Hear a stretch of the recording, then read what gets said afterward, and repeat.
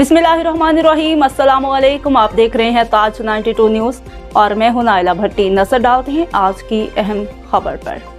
टंडू अलहियार से district bureau chief Tariq Hameed Abbasi की खबर शामिल करते हैं। कर्ज की रकम मांगने पर कर्जदारों ने समेत बैंक के कस्टमर सर्विस ऑफिसर पर तशद्दुद करके जख्मी कर दिया।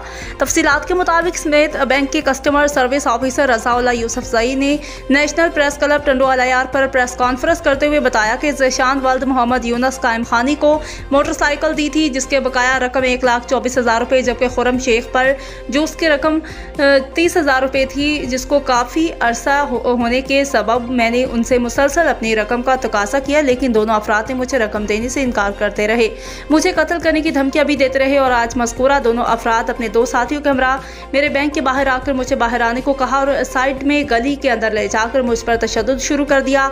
मेरा जुर्म अपनी रकम मांगना था। उन्होंने कहा कि मैं टंडू अलहियार थाना सेक्शन पर मज़कूरा अफराद के खिलाफ अपने ऊपर होने वाले तशद्दुद का मुकदमा दर्ज करूंगा और मैं पुलिस इंतजामिया समेत दीगर आला हुकाम से मुतालबा करता हूँ कि मुझ पर हमला करने वालों को गिरफ्तार किया जाए और मेरी रकम दिलवाई जाए।